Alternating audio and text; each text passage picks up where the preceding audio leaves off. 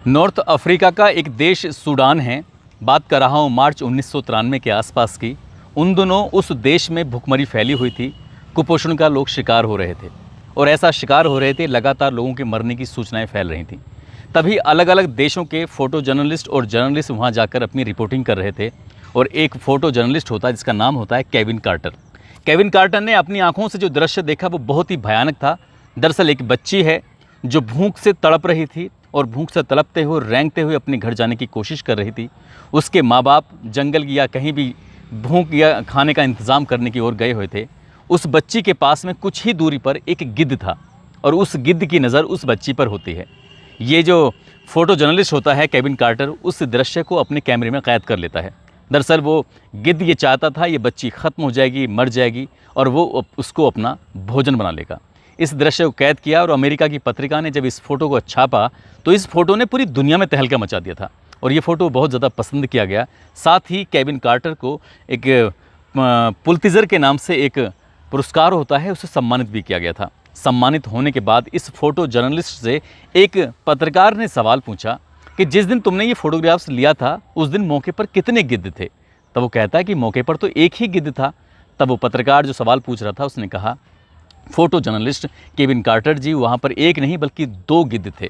एक गिद्ध वो था जो उस बच्ची के मरने का इंतज़ार कर रहा था ताकि उसे अपने शिकार बना सके, उसके खाना बना सके, और एक वो गिद्ध था जो उस वक्त इन दोनों को अपने कैमरे में कैद कर रहा था। ये बात सुनकर केविन कार्टर को इतना ज़्यादा अजीब लगा, वो इतना सदमे में चला जाता है कि कुछ दिन बाद उसकी मौत ही हो जाती है। लेकिन ऐसे अच्छे लोग जो इतनी बातें सुनने के बाद अपनी जान दे दें, मर जाएं, ऐसे आजकल कम ही हैं। दरअसल आज की कहानी जो मैं आपको सुनाने जा रहा हूँ, इस कहानी में बहुत ही भयानक होता है। अपनी आँखों से जो देख रहे थे वो भी गिद्ध थे और जो इस घटनाक्रम को अंजाम दे रहे थे वो भी गिद्ध थे, लेकिन उनकी आंखों में बिल्कुल आपको शर्म नहीं आएगी, उनकी आंखों में आपको हया नहीं आएगी। लेकिन इस कहानी को सुनने के बाद शायद आपको भी लगेगा कि वाकई हुआ बहुत गलत था। आदाब, नमस्कार, सत श्री अकाल। मैं उस्मान सैफ़ी। आज की जो सच्ची घटना मैं आपको सुनाने जा रहा हूँ, ये सच्ची घटना है मणिपुर प्रदेश का एक ज़िला है थौबल और इसी का एक थाना लगता है सैकुल पुलिस स्टेशन। दरअसल इसी गांव, इसका क्षेत्र है, गांव है फैनोम, और फैनोम में एक घटना हुई थी 4 मई 2023 को। एक वीडियो जो लगातार सोशल मीडिया पर वायरल हुआ। जब लोगों ने इस वीडियो के बारे में जानने की कोशिश की तो पता चला कि 2 महिलाएं हैं जिनको बिल्कुल निवस्त्र करने के बाद, उनको नंगा करने के बाद उनकी परेड निकाली गई थी। उनके साथ बहुत भयावह जैसी घटना को अंजाम दिया गया था। उसमें इन दोनों महिलाओं में से एक महिला 42 साल की होती है और 42 साल की महिला असम राइफल्स का एक कैंप लगा हुआ था, राहत कैंप, और उस कैंप में वो महिला मौजूद होती है। उसका पति उसको ढूंढता हुआ जब उस कैंप में पहुंचता है कई दिनों के बाद, तो आखिरकार अपनी पत्नी से बातचीत कर रहा था, पूछ रहा था कि तुम्हारे साथ क्या हुआ है। उसने कुछ उड़ता उड़ता कुछ सुना है। दरअसल उसका पति कोई और नहीं, उसका पति आर्मी में सूबेदार की पोस्ट से रिटायर हुआ था और जब हमारे देश में कारगिल युद्ध हुआ था, पाकिस्तान को हमारे सैनिकों ने हराया था, दुश्मनों को हराया था, तो उस लड़ाई में, उस कारगिल के युद्ध में ये सूबेदार भी शामिल था जिसकी पत्नी के साथ मणिपुर में जो घटना हुई थी। उस घटना का जब उसने ये मीडिया में आने के बाद ये सूबेदार ने बताया कि उसने देश के दुश्मनों से तो खैर पंगा लिया, उनको हराने में पूरी मदद की, लेकिन जब अपने ही देश के अंदर बैठे हुए दुश्मनों से सामना करने का वक्त आया तो उनका मुकाबला नहीं कर पाया। उसने दर दर की ठोकरें खाई इंसाफ के लिए, लेकिन इंसाफ उसको मिल नहीं पाया। जब उसने अपनी पत्नी से पूछा था कि आखिरकार हुआ क्या था, तो उसकी पत्नी बताती है कि 4 मई 2023 को दोपहर के लगभग 3 बजे के आसपास का वक्त हो चला था। 800 या 1000 लोगों ने गांव पे चढ़ाई कर दी थी। जहां जिसको मौका मिल रहा था वहां वो घरों में लूटपाट कर रहे थे, घरों को जला रहे थे, और घरों को जलाते जाते ये 5 लोग होते हैं जिसमें 3 महिलाएं होती हैं, 2 पुरुष होते हैं। 3 महिलाओं में एक बेटी होती है और जो पुरुष होते हैं एक उसका भाई होता है और एक इसका पिता होता है। पाँचों के पाँचों जाकर छुप जाते हैं एक पहाड़ी के इर्द गिर्द। वो इंतज़ार कर रहे थे कि यहाँ से लोग चले जाएं, तब ये निकल के इन झाड़ियों से बाहर आएंगे। उन्होंने जो अपनी आंखों से दृश्य देखा, जो ये लुटेरे थे, जो लूट के इरादे से आए थे, ये मैती समुदाय के लोग थे। इन्होंने गाय, भैंस, जो बकरियाँ थीं, जो जानवर थे, उन सबको लूट रहे थे और लूटते लूटते वो अपने आगे बढ़ चले जा रहे थे। तभी उस लूटे हुए बकरियों में से कुछ बकरियाँ पहाड़ी की तरफ चली जाती हैं, उधर जहाँ पर ये 5 के 5 3 महिलाएं और 2 पुरुष छिपे हुए बैठे थे। अब उन बकरियों को लाने के लिए ये कई लोग वहाँ पहुँच जाते हैं और वहाँ जाने के बाद देखते हैं कि उन बकरियों के पास में ही 5 लोग छिपे हुए हैं। उनको वहाँ से निकाला जाता है और निकालने के बाद उन्हें आश्वस्त कहा जाता है कि तुम बिल्कुल परेशान मत हो, तुम्हें बिल्कुल दिक्कत उठाने की बिल्कुल ज़रूरत नहीं है, हम तुम्हारे साथ हैं। अब यहाँ सिर्फ 2 4 5 ही लोग आए थे और ये जो लोग थे ये कुकी समुदाय के लोग थे, जो 5 थे, जिसमें 3 महिलाएं और 2 पुरुष होते हैं। अब उन्हें थोड़ी तसल्ली होती है कि हमारे साथ ऐसा कुछ नहीं होगा। ये जो लोग इन बकरियों की वजह से आए थे, इन्होंने ये आवाज़ देख के बाकी लोगों को बुला लिया और सैकड़ों की संख्या में लोग वहाँ मौके पर आते हैं। मौके पर आने के बाद इत्तेफाक की बात ये थी कि वहाँ पर 2 पुलिस वाले और एक ड्राइवर जो गाड़ी चला रहा था, 3 पुलिस वाले भी मौके पर आ जाते हैं और ये दौड़कर 5 के 5 उन पुलिस वालों के पास जाते हैं, उनसे मदद मांगते हैं, उनसे कहते हैं कि हमें बचाओ। जब बात बचाने की आती है तो अब यहाँ जो शोर मचाने के बाद बाकी लोग आते हैं, वो पुलिस वालों से कहते हैं कि तुम यहाँ से चले जाओ या फिर तुम हमारे मामले में बिल्कुल भी दखल अंदाजी मत करो, नहीं तो सही नहीं होगा। अब तीनों के तीनों पुलिस वाले जो हथियारों से लैस थे, हालांकि जो भीड़ आई थी उनके पास भी हथियार होते हैं, ये तीनों के तीनों पुलिस वाले शांत पड़ जाते हैं। इन्होंने अपना चेहरा दूसरी तरफ फेर लिया था। अब यहाँ पर एक बेटी होती है और उसके बाप, उसका भाई भी होता है और 2 अन्य महिलाएं होती हैं। तभी ये आदेश करते हैं, ये भीड़ कहती है कि अगर जीवित रहना चाहते हो, जिंदा रहना चाहते हो, तो तुम अपने तन से कपड़े उतार दो। इन तीनों महिलाओं से कहा गया। जब तीनों महिलाओं से ये बात कही गई तो तीनों महिलाएं शांत रहती हैं, पुलिस वालों की तरफ देखती हैं। पुलिस वालों ने मुंह पहले ही फेर लिया। एक महिला ने यह आवाज़ लगाई कि हमारी जान बचाने की कोशिश करो, हमारी आबरू बचाने की कोशिश करो। लेकिन पुलिस वालों के कानों तक आवाज़ जरूर पहुंची थी, लेकिन पुलिस वालों ने कुछ भी इस पर रिएक्ट करने की कोशिश ही नहीं की। अब यहाँ जो लड़की है 19-20 साल के आसपास की, उस लड़की ने विरोध करने की कोशिश की तो उसके जो बाप है, उसका जो भाई है, वो एकदम पुरजोर तरीके से कोशिश कर रहे थे इस आवाज़ को उठाने की, ताकि उनकी बेटी, उनकी बहन के साथ कोई ऐसी वारदात ना हो जाए। लेकिन भीड़ ने अब उनको इतना बुरी तरह से पीटना शुरू कर दिया, मारना शुरू कर दिया कि मौके पर ही उनका दम निकाल देते हैं। तीनों महिलाओं को लगता है कि जान बचानी है तो इन्हें कपड़े उतारने ही पड़ेंगे। अब यहाँ से इन तीनों को लेके जाते हैं धान के खेत की तरफ और धान के खेत की तरफ ले जाने के बाद 2 महिलाएं होती हैं जिनकी उम्र थोड़ी ज़्यादा थी, 40-42 साल के आसपास, और तीसरी जो बच्ची थी जिसकी उम्र 19-20 साल के आसपास थी। वहाँ ले जाने के बाद उस 19-20 साल की लड़की के साथ रेप जैसी घटना को अंजाम देना शुरू कर दिया जाता है। और रेप जैसी घटना को जब अंजाम दे रहे थे तभी वहाँ पर आवाज़ लगाई जाती है, शोर मचाया जाता है। ये बताया जाता है कि इस भीड़ में से अगर कोई भी इसके साथ कुछ गलत काम करना की चाहता है, कोशिश करना चाहता है, तो आकर अपना आपको आजमा सकता है, हमें कोई गुरेज नहीं है, कोई एतराज़ नहीं है।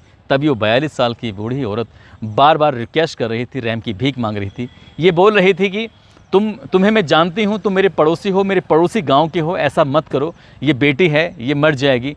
तमाम तरह की दुआएं दे रही थी। वो कह रही थी कि मैं एक बच्चे की माँ हूँ या 2 बच्चे की, मैं इस तरह की बहुत सारी जो भी उस वक्त वो कर सकती थी, लेकिन इस भीड़ पर इस बात का कोई असर नहीं पड़ रहा था और उस लड़की के साथ बलात्कार जैसी घटना को अंजाम दे दिया गया था। जब ये धान के खेत के पास ये सब काम हो जाता है, वहाँ से इन्हें वापस लेकर उसी जगह पहुँचते हैं जहाँ पर 2 लाशें पड़ी हुई थीं और लाशों के पास में गाड़ी खड़ी हुई थी। पुलिस वाले भी मौके पर मौजूद थे, लेकिन वो मूक दर्शक बने हुए थे। वो पुलिस वाले नहीं बल्कि बुज़दिल इंसान थे। उन बुज़दिलों ने अपनी आंखों से जो दृश्य देखा था, उन्होंने किसी भी भीड़ वालों को समझाने की ना कोशिश की है और ना ही बल का प्रयोग किया, और वो अपनी मर्ज़ी से कुछ भी कर रहे थे। जब बेटी ने, एक तो उसकी इज़्ज़त लुट चुकी थी, और जब बेटी ने अपने ही बाप और अपने ही भाई को मरी हुई हालत में देखा तो वो फूट फूट कर रोने लगती है। अब यहाँ दृश्य जो था एकदम भावुकता में वाला दृश्य था। वो महिला बार बार फिर से रिक्वेस्ट कर रही थी, कपड़े पहनने की अपील कर रही थी। तभी भीड़ में से 2-3 लड़कों ने अपनी टी-शर्ट उतार के उन महिलाओं को दे दिए ताकि अब इन्हें पहन के यहाँ से चली जाएं। लेकिन जैसे ही उन्होंने टी-शर्ट को पहनने की कोशिश की, पहन रही थी, तभी भीड़ में से कुछ लोग आते हैं और फिर से उनकी टी-शर्ट को फाड़ देते हैं और फेंक देते हैं अलग। इसके बाद ये निवस्त्र होते हुए ये महिलाएं यहाँ से चली जाती हैं। जब धान के खेत से वापस उस जगह पे आ रहे थे तब इनका वीडियो या तो 19 सेकंड का है, 26 सेकंड का वीडियो है जो वायरल हो जाता है। 4 मई का बना हुआ ये वीडियो 19 जुलाई को जब वायरल हो जाता है तब लोगों की आंख खुलती हैं कि यहाँ पर इतनी बड़ी वारदात हुई है। इसके बाद ये महिलाएं जो तीनों होती हैं, एक जो बच्ची होती है वो तो किसी अलग दिशा में चली जाती है, लेकिन दोनों महिलाएं जो होती हैं वो असम राइफल्स का एक इलाका है चूराचंद, वहाँ पर राहत कैंप लगा हुआ था। उस राहत कैंप में जाकर ये अपनी व्यथा बयां करती है। और जब इसका पति पहुंचता है जो कि आर्मी में सूबेदार की पोस्ट से रिटायर्ड हो चुका था, जिसने कारगिल के युद्ध में लड़ाई लड़ी थी, उसने अपनी पत्नी की जुबानी जब ये बातें सुनी तो उसका दिल फट जाता है। उसे वो गुस्सा भी आ रहा था, उसको इस बात का एहसास भी हो रहा था कि इतना बेबस था कि आखिरकार जिसने देश के लिए लड़ाई लड़ी, आज वो अपने घर की लड़ाई को जीत नहीं पाएगा। जो उसकी पत्नी ने सहा है, जो उस बेटी ने सहा है, वो शायद पूरी ज़िंदगी कभी भुला भी नहीं पाएंगे। अगर ये वीडियो वायरल नहीं होता तो शायद कभी इन्हें इंसाफ मिलने की उम्मीद भी नहीं जगती, क्योंकि इस परिवार ने लगातार, चाहे महिला आयोग हो, मुख्यमंत्री हो, पुलिस डिपार्टमेंट हो, राष्ट्रपति हो, कई अलग अलग दफ्तरों को पत्र लिखे ताकि इंसाफ मिल सके, लेकिन महीने दर महीने बीत जाते हैं। 77वें दिन, यानी कि 77वें या 78वें दिन जब वीडियो वायरल होता है, तब लोगों की आंखें खुलती हैं, पूरे देश में आक्रोश फैलता है, तब जाके कि न्याय की उम्मीद बनती है। ठीक 19 जुलाई को ही एक और वारदात हुई थी। ये वारदात होती है पश्चिमी बंगाल का एक ज़िला है मालदा, और मालदा का बामनगोला थाना क्षेत्र है। यहाँ का एक स्थानीय हॉट के नाम से मशहूर है। वहाँ पर 2 औरतों पर, 2 महिलाओं पर चोरी का इल्ज़ाम था कि इन्होंने चोरी किया, और जैसे ही चोरी का इल्ज़ाम इन महिलाओं पर लगता है तो यहाँ आसपास और भी महिलाएं जुट जाती हैं और इनको चप्पलों से, इनको घूंसों से, इनको लाठी से पीटना शुरू कर देती हैं। और पीटते पीटते इनके कपड़े बिल्कुल उतर जाते हैं, उनके तन पर कपड़े नहीं रहते, 2-4 कपड़े बचे थे, लेकिन उन्हें मारना, पीटना उन महिलाओं को नहीं छोड़ा। ये भी वीडियो जब सोशल मीडिया पर 21 जुलाई को वायरल होता है, तब वहाँ की सरकार भी जागती है, विपक्ष भी जागते हैं, ट्विटर किया जाता है, फिर लोगों की आंखें खुलती हैं। इन घटनाओं को ध्यान में रखकर ऐसा लगता है कि यदि कोई वीडियो ना बने या वीडियो वायरल ना हो तो फिर न्याय की उम्मीद कर ही नहीं सकते। और न्याय की उम्मीद इसलिए भी नहीं कर सकते क्योंकि ये मामला जब वहाँ की मणिपुर की सरकार के संज्ञान में था, उसके बावजूद भी इनकी गिरफ्तारी नहीं हुई थी। लेकिन जैसे ही वीडियो वायरल होता है तो उसमें एक एक करके 5 आरोपियों को गिरफ्तार कर लिया जाता है। और मुख्यमंत्री एस वीरेंद्र सिंह ये कहते हुए नहीं थकते हैं कि अब जितनी जल्दी हो सकेगा हम इन्हें मौत की सज़ा देने की कोशिश करेंगे। यदि ये वीडियो वायरल नहीं होता तो आप उम्मीद कर सकते हैं कि कभी भी इनको ना इंसाफ मिलता, ना ये गिरफ्तार होते। इसके लिए तो मैं उत्तर प्रदेश की सरकार को, उत्तर प्रदेश के मुख्यमंत्री योगी आदित्यनाथ को थैंक यू बोलूँगा। कम से कम वो ऐसे मामलों को बड़ी गंभीरता से लेते हैं, उनकी पुलिस बड़ी गंभीरता से लेती है और ऐसे अपराधियों का हाथों हाथ निपटारा भी कर दिया जाता है। और कम से कम समय में उसके परिवार को ये भी एहसास करा दिया जाता है कि बुरे काम करने वालों को का बुरा ही अंजाम होता है। लेकिन ना तो एस वीरेंद्र सिंह मुख्यमंत्री ने अपने पद से इस्तीफा दिया, ना ही केंद्र सरकार पर इस बात का कोई असर हुआ। वैसे पूरा देश चिल्ला चिल्ला कर वहाँ राष्ट्रपति शासन की मांग भी कर रहा है, लेकिन ना राष्ट्रपति शासन वहाँ पर लागू हुआ। अब पता नहीं इन जिनके साथ ये आपराधिक घटनाएं हुई हैं उन्हें इंसाफ मिलेगा या नहीं मिलेगा। मैं आपको थोड़ा सा आंकड़ों के बारे में बता चलूँ। इस प्रदेश की आबादी महज 38 लाख के आसपास है, और जहां पर ये बताया जाता है कि जब आगजनी जैसी घटनाएं होती हैं तो 120 गांव जल जाते हैं 5-6 ज़िलों में, और लगभग 3500 घर फूंक दिए जाते हैं, 15 मंदिर और 220 चर्च जिनकी निशानियां सिर्फ शेष बची हैं। इतना लोगों का नुकसान भी होता है और 150 से ज़्यादा लोगों की हत्याएं कर दी जाती हैं। कितने ही लोग ऐसे हैं जो घर से बेघर हो चुके हैं पूरी तरह से। लेकिन ये शायद सरकार या फिर पुलिस प्रशासन ये तय करता है कि ये किसका आदमी है मरने वाला, कौन पीड़ित है। उनकी पार्टी का पीड़ित होता है तो इंसाफ मिलने की उम्मीद जल्दी हो जाती है, और उनकी पार्टी का या उन्हें वोट करने वाला वो लोग नहीं होते हैं तो उन्हें उम्मीद कम होती है। दोस्तों, इस पूरे घटनाक्रम को सुनाने का उद्देश्य किसी को परेशान करना नहीं है, किसी का दिल दुखाना नहीं है, बल्कि आपको जागरूक करना है, आपको सचेत करना है, आपको बताना है कि अगर किसी के साथ कोई ऐसी वारदात हो रही है या होने वाली है तो कम से कम अपने मोबाइल को चालू रखें। एक उम्मीद बनी रहेगी कि भविष्य में ये वीडियो वायरल होगा, ये फ़ोटोग्राफ्स वायरल होगा तो न्याय की उम्मीद की जा सकती है। अगर कोई वीडियो नहीं बनेगा तो शायद न्याय मिलेगा ही नहीं।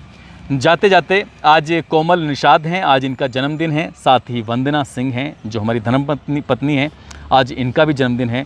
इन दोनों को जन्मदिन की बहुत सारी शुभकामनाएँ, बहुत बहुत मुबारकबाद।